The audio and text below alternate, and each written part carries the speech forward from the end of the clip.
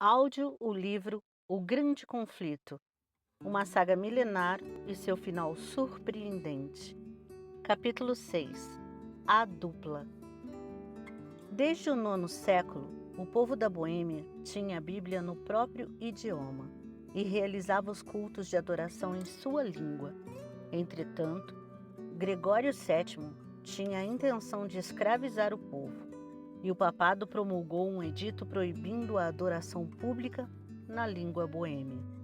O Papa declarou que, abre aspas, era agradável a Deus que sua adoração fosse celebrada em idioma desconhecido. Fecha aspas. Mas o céu havia providenciado agentes para preservar a igreja. Muitos valdenses e albigenses, afastados pela perseguição, chegaram à Boêmia. Trabalharam com fervor em segredo. Dessa maneira perseveraram a fé verdadeira. Antes dos dias de Hus, havia pessoas na Boêmia que condenavam a corrupção da igreja. Isso despertou os temores da hierarquia, que começou a perseguir aqueles que ensinavam o evangelho. Depois de um tempo, foi proclamado o decreto de que todos aqueles que se desviassem da maneira romana de adoração seriam condenados à fogueira. Apesar disso, os cristãos aguardavam com expectativa a vitória de sua causa. Ao morrer, um deles declarou, abre aspas, alguém se levantará dentre o povo comum, sem espada, nem autoridade, e não conseguirão prevalecer contra ele. Fecha aspas. Alguém assim já estava ganhando proeminência. Seu testemunho contra Roma agitaria as nações. João Hus nasceu em um lar humilde. A morte de seu pai o deixou órfão bem cedo. Sua devota mãe acreditava que a educação e o temor a Deus eram os bens mais valiosos. Por isso, fez todo o esforço para proporcionar essa herança ao filho. Hus estudou na escola da província, então partiu para a Universidade de Praga, onde foi admitido como bolsista de caridade. Na universidade, Hus logo chamou a atenção por seu rápido progresso. Sua conduta bondosa e cativante fazia todos o admirarem.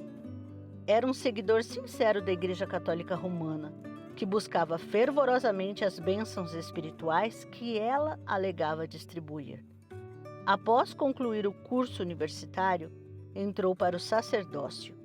Logo adquiriu proeminência e se ligou à corte do rei.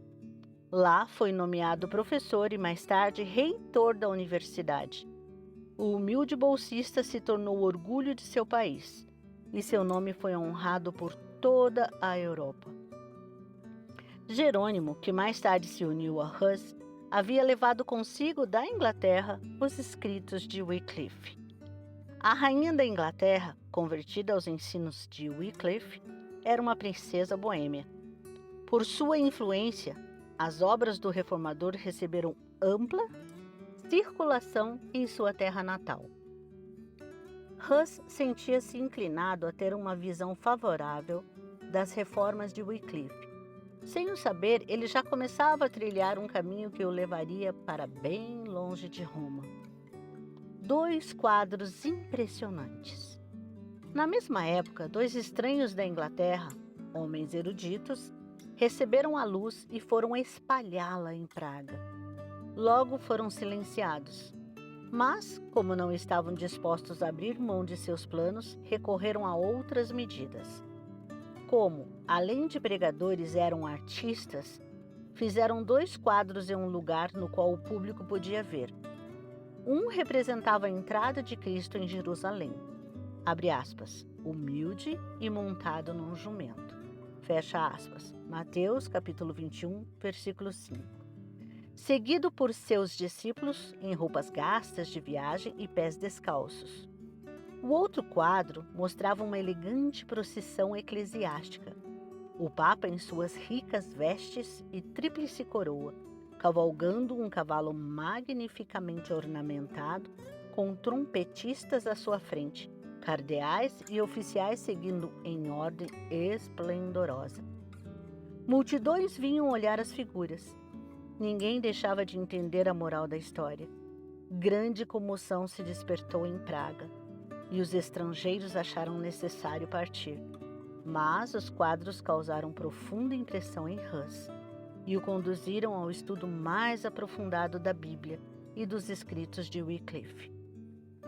Embora ainda não estivesse pronto para aceitar todas as reformas que Wycliffe advogava, reconheceu o verdadeiro caráter do papado e denunciou o orgulho, a ambição e a corrupção da hierarquia. Praga é interditada. As notícias acerca dessas coisas chegaram a Roma, e Hus recebeu a ordem de comparecer perante o Papa. Obedecer significaria morte certa. O rei e a rainha da Boêmia, a universidade, membros da nobreza e oficiais do governo se uniram apelando ao pontífice que permitisse a Hus permanecer em Praga e responder enviando um representante. Em vez disso, o Papa manteve a resolução de julgar Hus e condená-lo, declarando um interdito sobre a cidade de Praga. Naquela época, esse tipo de sentença era motivo de grande alarme. As pessoas achavam que o Papa era o representante de Deus, detento as chaves do céu e do inferno, com poder para enviar juízo sobre elas. Acreditavam que, enquanto o Papa não removesse a excomunhão, os mortos não teriam acesso ao céu. Todos os serviços religiosos foram suspensos. As igrejas ficaram fechadas, os casamentos eram realizados do lado de fora, no pátio das igrejas. Os mortos eram enterrados em valas ou campos, sem funeral. Praga foi tomada por grande comoção. Muitas pessoas denunciaram Hus e exigiram que ele fosse entregue a Roma, a fim de acalmar a tempestade. O reformador partiu para uma temporada em sua vila natal. Não parou sua obra, mas viajava pelo campo pregando às ávidas multidões. Quando a agitação em Praga arrefeceu, Hus voltou e continuou a pregar a palavra de Deus. Seus inimigos eram poderosos. Mas a rainha e muitos nobres eram seus amigos, e muitos dentre o povo se aliaram a ele. Até então, Hus havia realizado um trabalho solitário. Entretanto, a partir do momento em que Jerônimo aderiu à reforma, a vida dos dois se uniu, e nem mesmo na morte seriam separados. Dentre as qualidades que conferem verdadeira força de caráter, Hus era superior. Jerônimo, demonstrando verdadeira humildade, reconhecia o valor de Hus e cedia a seus conselhos. Por meio da união dos esforços de ambos, a reforma rapidamente se disseminou. Deus permitiu que grande luz brilhasse sobre a mente daqueles homens escolhidos, revelando a eles muitos dos erros de Roma. No entanto, eles não receberam toda a luz que o Senhor tinha para o mundo. Deus estava conduzindo o povo para fora das trevas do catolicismo e o fez passo a passo, no ritmo que as pessoas eram capazes de suportar. Assim como a glória plena do sol ao meio-dia afasta aqueles que passaram muito tempo na escuridão, toda a luz ao mesmo tempo os afastaria. Por isso, Deus a revelou pouco a pouco, à medida que os indivíduos tinham condições de aceitá-la.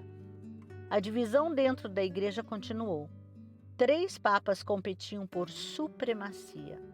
A contenda entre eles encheu de confusão todo o mundo cristão. Não contentes com as condenações que lançavam uns aos outros, cada um se propôs a comprar armas e reunir soldados. É claro que, para isso, eles necessitavam de dinheiro. Para obtê-lo, ofereceram a venda de dons, ofícios e a bênção da igreja. Ver apêndice. Com ousadia cada vez maior, Hus denunciava os terríveis abusos que eram tolerados em nome da religião. As pessoas acusavam Roma abertamente como a causa das misérias que tomavam conta do mundo cristão e o assolavam. Mais uma vez, Praga parecia às portas de uma guerra sangrenta. Assim como eram passadas, o servo de Deus foi acusado de ser o, abre aspas, perturbador de Israel, fecha aspas. Está em 1 Reis, capítulo 18, versículo 17. Novamente, Roma colocou a cidade sob interdito e Hus partiu para sua vila natal. Ele ainda falaria de uma plataforma mais ampla para toda a cristandade, antes de entregar sua vida em testemunho à verdade. Um concílio geral foi convocado na cidade de Constança, no sudoeste da Alemanha. O imperador Sigismundo queria realizar a reunião. Por isso, João XXIII, um dos 3 papas rivais, o convocou. O Papa João, cujo caráter e comportamento não ficariam bem sob investigação, não ousou se opor à vontade de Sigismundo, ver apêndice. Os principais objetivos do concílio eram resolver a divisão da Igreja e eliminar a, abre aspas, heresia, fecha aspas. Os 2 antipapas foram convocados a comparecer, bem como João Hus. Os papas rivais foram representados por delegados. Com grande receio, o Papa João compareceu. Ele temia responder por seus vícios, que haviam levado desgraça à coroa papal, bem como pelos crimes que havia cometido a fim de conquistá-la. Mesmo assim, fez sua entrada à cidade de Constança com grande pompa, acompanhado por altos oficiais da igreja e uma procissão de outros participantes. Acima da cabeça havia um dossel dourado, segurado por 4 magistrados-chefes. A hóstia da comunhão usada em missa era carregada à sua frente. As ricas vestes dos cardeais e nobres causaram forte impressão por sua ostentação. Enquanto isso, outro viajante se aproximava de Constança. Hus disse adeus aos amigos como se nunca mais fosse vê-los novamente, sentindo que sua jornada o conduziria às chamas. Havia conseguido um salvo-conduto com o rei da Boêmia e outro com o imperador Sigismundo. Mesmo assim, fez todos esses preparativos tendo em mente o fato de que, provavelmente, viesse a morrer. Salvo-conduto do rei. Em uma carta aos amigos, Hus disse, abre aspas, meus irmãos, estou partindo com o salvo-conduto do rei para encontrar meus muitos inimigos mortais. Jesus Cristo sofreu por aqueles que tanto amava. Deveríamos então ficar perplexos por ele nos ter deixado seu exemplo? Portanto, meus amados, se minha morte contribuir para a glória de Cristo, orem para que ela aconteça depressa e para que o Senhor me capacite a suportar todas as calamidades fielmente. Peçamos a Deus que eu não oculte nenhuma partícula da verdade do Evangelho, a fim de deixar a meus irmãos um exemplo excelente para ser seguido. Fecha aspas. Em outra carta, Hus falou com humildade sobre os próprios erros, acusando-se, abre aspas, de ter sentido prazer em usar roupas sofisticadas e de ter desperdiçado horas com coisas triviais. Fecha aspas.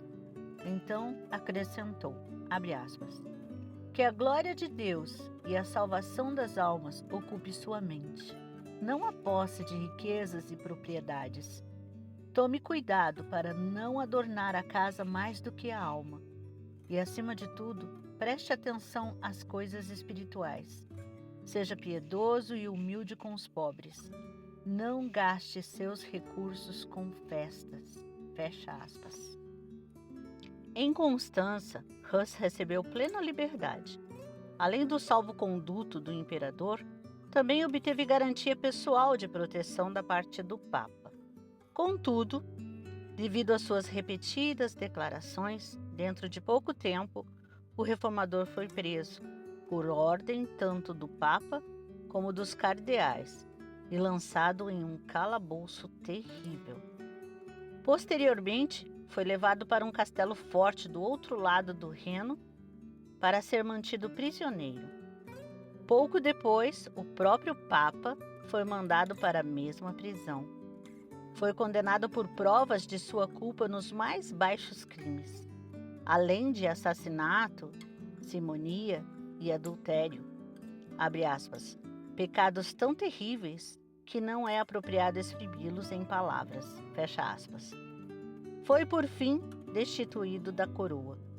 Os antipapas também foram depostos e um novo pontífice foi escolhido. O Papa era culpado de crimes muito maiores do que aqueles citados por Hus contra os padres. O pontífice foi demovido, mas o mesmo concílio que tornou essa decisão não se esquivou de prender o reformador. O encarceramento de Hus despertou forte ressentimento na Boêmia. O imperador, que não queria violar um salvo-conduto, se opôs às medidas tomadas contra Hus. Mas os inimigos do reformador argumentaram que, abre aspas, a fé não deve tolerar hereges, nem pessoas suspeitas de heresia, mesmo que tenham consigo salvo-condutos de imperadores e reis. Fragilizado por causa de uma doença, o calabouço úmido causara uma febre que quase deu fim à sua vida. Hus finalmente foi levado perante o concílio. Acorrentado, compareceu à presença do imperador, que havia se comprometido a protegê-lo. Com firmeza apresentou a verdade e protestou solenemente contra as corrupções da hierarquia. Quando o concílio exigiu que ele escolhesse entre renegar suas doutrinas ou ser condenado à morte, Hus aceitou o destino de mártir. A graça de Deus o sustentou. Durante as semanas de sofrimento antes de sua sentença final, a paz do céu encheu sua alma. Disse a um amigo, abre aspas, escreva esta carta da prisão, com as mãos acorrentadas, esperando minha sentença de morte para amanhã. Quando, com o auxílio de Jesus Cristo, nos encontrarmos novamente na deliciosa paz da vida futura, você descobrirá o quanto Deus tem sido misericordioso comigo e o quanto Ele tem me sustentado em minhas tentações e provas. Fecha aspas. Previsão de vitória. Do calabouço, Hus conseguiu ver que a fé verdadeira triunfaria no futuro. Em sonhos, viu o Papa e os bispos não deixando nenhum vestígio das ilustrações de Cristo que ele havia pintado nas paredes da igreja de Praga. Abre aspas, essa visão o perturbou. No dia seguinte, porém, viu muitos pintores ocupados restaurando as figuras em maior número e cores mais brilhantes. Os pintores, cercados por uma multidão imensa, exclamavam, abre aspas, os papas e bispos podem vir, mas eles nunca mais as apagarão novamente, fecha aspas. O reformador declarou, abre aspas, a imagem de Cristo nunca será apagada. Querem destruí-la, mas será pintada novamente em todos os corações por pregadores muito melhores do que eu. Fecha aspas. Pela última vez, Hus foi levado perante o concílio. Uma imensa e reluzente assembleia, formada pelo imperador, por príncipes do império, representantes da nobreza cardeais, bispos, sacerdotes e uma grande multidão. Quando os líderes da reunião perguntaram qual era a sua decisão final, Hus se recusou a renunciar seus pontos de vista. Olhando diretamente para o monarca que tão descaradamente violara a própria palavra, afirmou, abre aspas, decidi, por livre e espontânea vontade, comparecer perante este concílio, sob a proteção pública e a fé do imperador aqui presente. Fecha aspas. O rosto de Sigismundo ficou muito vermelho enquanto todos os olhos se voltaram para ele. Depois que a sentença foi pronunciada, começou a cerimônia de degradação. Exortado mais uma vez a se retratar, Hus respondeu, voltando-se para as pessoas, abre aspas, de que maneira, então, eu poderia olhar para o céu? Como seria capaz de encarar as pessoas para quem preguei o evangelho puro? Não. Considero a salvação delas mais valiosa do que este pobre corpo, agora condenado à morte. Fecha aspas. As vestes sacerdotais de Hus foram removidas uma a uma. Cada bispo pronunciava uma maldição enquanto realizava sua parte nessa cerimônia. Por fim, colocaram um gorro ou mitra de papel em formato de pirâmide sobre sua cabeça, pintada com figuras assustadoras de demônios e com a palavra, abre aspas, arqui-herege, fecha aspas, se destacando na parte da frente. Abre aspas, com toda alegria, fecha aspas, disse Hus, abre aspas. Usarei esta coroa de vergonha por ti, ó Jesus, pois por mim usaste uma coroa de espinhos, fecha aspas. Morte na estaca. Hus foi levado para fora. Uma imensa procissão o seguiu. Quando tudo estava pronto para acender a fogueira, mais uma vez incitaram o Marte a se salvar, renunciando aos próprios erros. Abre aspas.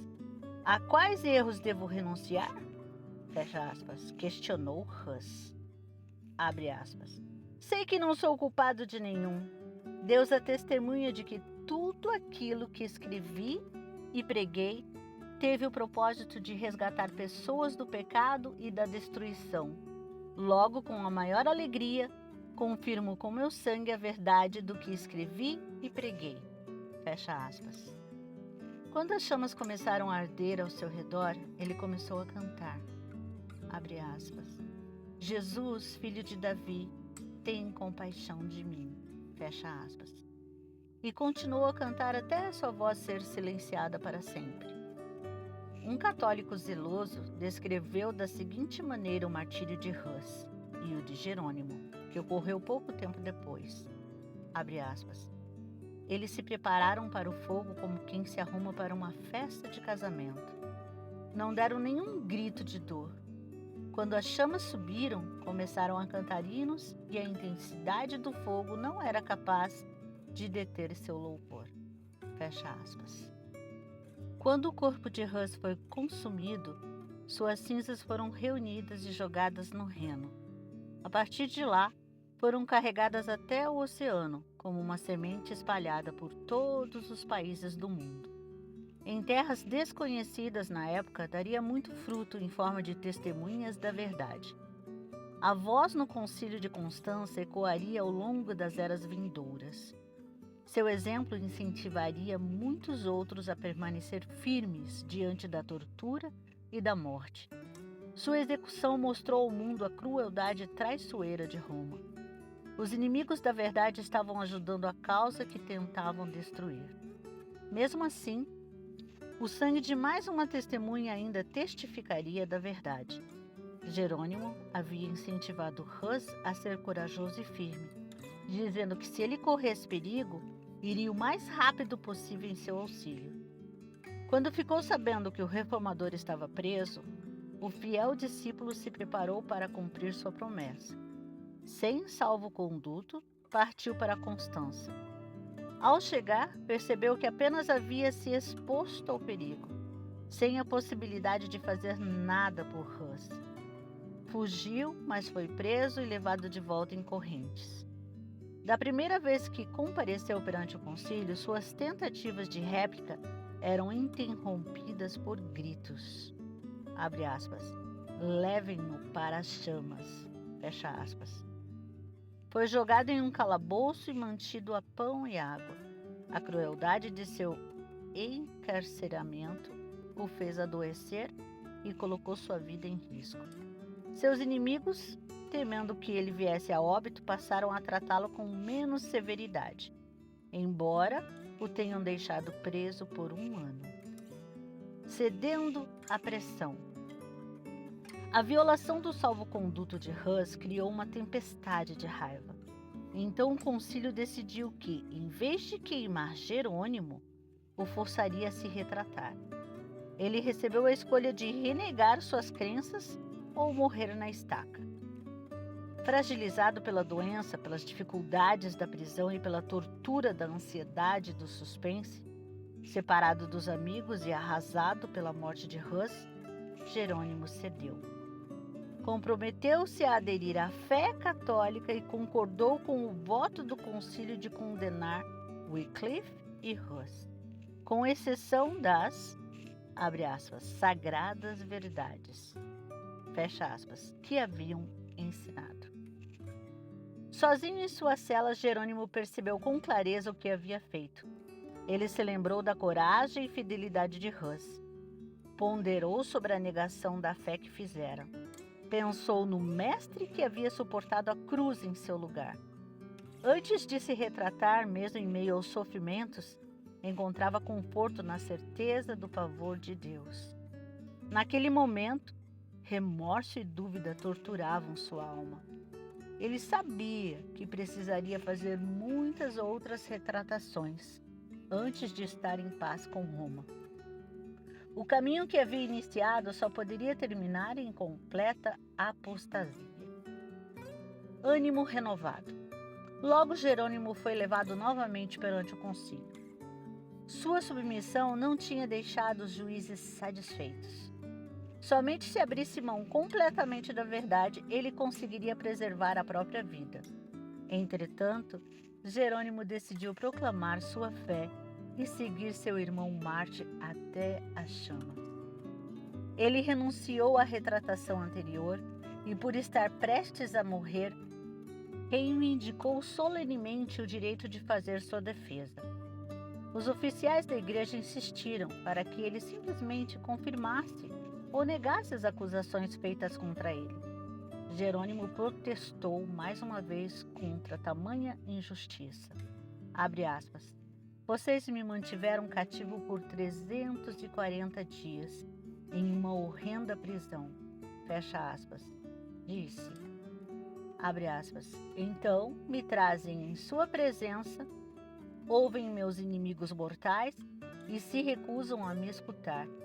Tomem cuidado para não pecar contra a justiça. Quanto a mim, sou apenas um frágil mortal. Minha vida tem pouca importância. E quando peço que não profiram uma sentença injusta, faço menos por mim mesmo do que por vocês. Fecha aspas. Seu pedido finalmente foi atendido. Na presença dos juízes, Jerônimo se ajoelhou e orou pedindo ao Espírito Divino que controlasse seus pensamentos para que não dissesse nada contrário à verdade ou indigno de seu mestre. Naquele dia cumpriu-se nele a promessa. Abre aspas. Mas quando os prenderem, não se preocupe quanto ao que dizer ou como dizê-lo. Naquela hora lhes será dado o que dizer, pois não serão vocês que estarão falando, mas o Espírito do Pai. De vocês falará por intermédio de vocês. Fecha aspas. Está lá em Mateus, capítulo 10, versículo 19 e 20. Jerônimo havia permanecido na masmorra por 1 ano, sem poder ler nem mesmo enxergar. No entanto, apresentou seus argumentos com tamanha clareza e poder que parecia ter tido oportunidade de estudar sem interrupções. Ele apresentou aos ouvintes a longa linhagem de homens santos condenados por juízes injustos. Em quase todas as gerações, aqueles que procuravam enlevar o povo de sua época eram excluídos. O próprio Cristo foi condenado como criminoso em um julgamento injusto. Jerônimo então declarou seu arrependimento e testificou da inocência e santidade do mártir Hus. Abre aspas. Eu o conheci desde a infância. Foi um homem de excelência, justo e santo. Foi condenado, mesmo sendo inocente. Estou pronto para morrer. Não me desviarei diante dos tormentos que inimigos e falsas testemunhas prepararam para mim.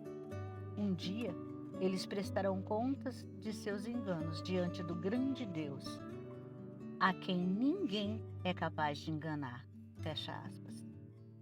Jerônimo continuou, abre aspas. De todos os pecados que cometi desde a juventude, nenhum pesa tanto em minha mente e me causa tão grande remorso quanto o que cometi neste lugar fatal, quando concordei com a ímpia sentença proferida contra Wycliffe e contra o santo mártir João Hus, meu mestre e amigo. Sim, eu confesso do fundo do coração e declaro com horror que eu desgraçadamente cedi ao medo quando, diante da morte, condenei suas doutrinas. Portanto, imploro ao Deus Todo-Poderoso que se incline para perdoar meus pecados, e este em particular, o mais terrível de todos. Fecha aspas.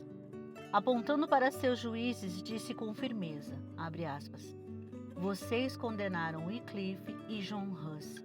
As coisas que afirmaram e são irrefutáveis, eu também as declaro de igual maneira. Fecha aspas. Suas palavras foram interrompidas.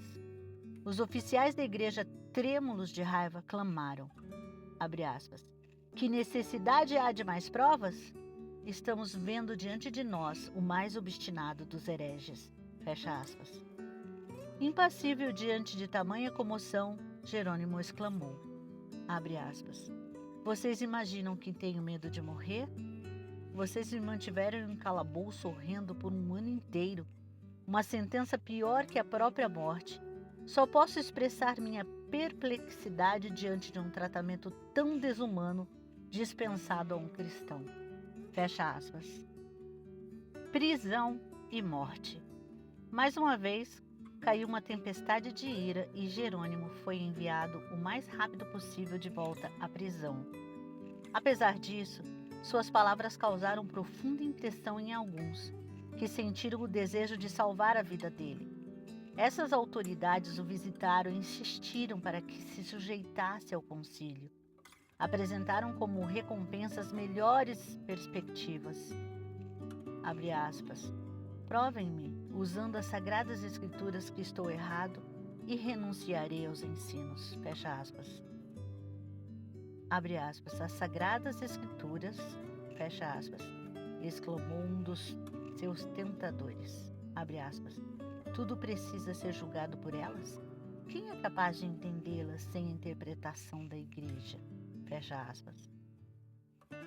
Abre aspas. As tradições humanas são mais dignas de fé do que o evangelho do nosso Salvador? Fecha aspas. Jerônimo questionou. Mais uma vez o chamaram de herege. Foi a resposta. Abre aspas. Arrependo-me de haver insistido por tanto tempo com você. Vejo que está instigado pelo demônio. Fecha aspas. Não demorou muito e Jerônimo foi levado para o mesmo lugar onde Huss perdera a vida. Foi cantando ao longo do caminho com o rosto iluminado de alegria e paz. Para ele, a morte havia perdido o terror. Quando o capataz pisou atrás dele para acender a fogueira, o Marte exclamou, abre aspas, coloque fogo na minha frente. Se eu tivesse medo, não estaria aqui. Fecha aspas. Suas últimas palavras foram uma oração. Abre aspas. Senhor, Pai Todo-Poderoso, tem piedade de mim e perdoa meus pecados, pois tu sabes que sempre amei tua verdade. Fecha aspas. As cinzas do Marte foram ajuntadas e, assim como as de Huss, jogadas no Reno. Dessa maneira, pereceram os fiéis portadores da luz de Deus. A execução de Huss acendeu uma chama de indignação e horror na Boêmia. Toda a nação declarava que ele fora um mestre fiel da verdade. O povo acusava o concílio de homicídio. As doutrinas de Huss atraíram mais atenção do que nunca antes, e muitos aceitaram a fé reformada. O Papa e o Imperador se uniram para reprimir o movimento, e o exército de Sigismundo foi enviado contra a Boêmia. Deus, porém, enviou um libertador. Ziska, um dos mais capazes generais de sua época, era líder dos boêmios. Confiando na ajuda de Deus, o povo boêmio resistiu aos mais poderosos exércitos que podiam se levantar contra eles. Vez após vez, o imperador invadiu a Boêmia, só para ser repelido. Os adeptos de Huss se ergueram acima do medo, da morte, e nada foi capaz de prevalecer contra eles. O valente Ziska morreu, mas seu lugar foi ocupado por Procópio, que em alguns aspectos era um líder ainda mais capaz. O Papa proclamou uma cruzada contra os hussitas. Um exército imenso invadiu a Boêmia, somente para sofrer terrível derrota. Outra cruzada foi convocada. Em todos os países papais da Europa foram reunidos homens, dinheiro e munições de guerra. Grande multidão se congregou sob o estandarte papal. O vasto recrutamento adentrou a Boêmia. As pessoas se agruparam para expulsá-lo. Os dois exércitos se aproximaram um do outro até haver somente um rio entre eles. Os cruzados tinham força extremamente superior, mas em vez de correr através das torrentes de água e batalhar contra os hussitas, a quem tinham vindo encontrar de tão longe, permaneceram em silêncio, olhando para aqueles guerreiros. Fecha aspas. De repente, um terror misterioso recaiu sobre o exército. Sem desferir um só golpe, o poderoso agrupamento se dispersou, como se tivesse sido dissipado por um poder invisível. O exército hussita os perseguiu, e grandes foram os despojos nas mãos dos vitoriosos. A guerra, em vez de empobrecer os boêmios, os enriqueceu. Alguns anos depois, sob o domínio de um novo papa, empreendeu-se mais uma cruzada. Um vasto exército entrou na Boêmia.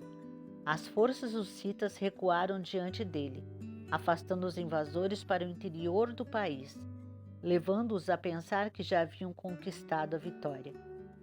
Por fim, o exército de Procópio avançou para a batalha. À medida que os invasores ouviram o som do exército que se aproximava, mesmo antes dos hussitas estarem dentro do campo de visão, o pânico mais uma vez caiu sobre eles. Príncipes, generais e soldados fugiram em todas as direções, livrando-se de sua armadura. Sua derrota foi completa e, novamente, os vitoriosos saíram com as mãos cheias de despojos. Assim, pela segunda vez, um grande exército de homens guerreiros treinados para a batalha fugiu sem desferir um só golpe perante os defensores de uma pequena e frágil nação. Os invasores foram tomados por um terror sobrenatural. O mesmo Deus que dispersou o exército de Midian diante de Gideão e seus 300, mais uma vez estendeu a mão. Lê Juízes, capítulo 7, do 19 ao versículo 25, e Salmos, capítulo 53, versículo 5. Traição. Os líderes papais finalmente recorreram à diplomacia. Conseguiram extrair dos boêmios uma concessão que os colocava em poder de Roma. Os boêmios especificaram 4 condições para ficar em paz com Roma. Primeiro, livre pregação da Bíblia. Segundo, o direito de toda a igreja, tanto ao pão quanto ao vinho na Santa Ceia, e do uso da língua materna na adoração divina. Terceiro, a exclusão do clero de todos os ofícios e de qualquer autoridade secular. Quarto, em caso de crime, a jurisdição dos tribunais civis, tanto sobre religiosos quanto leigos.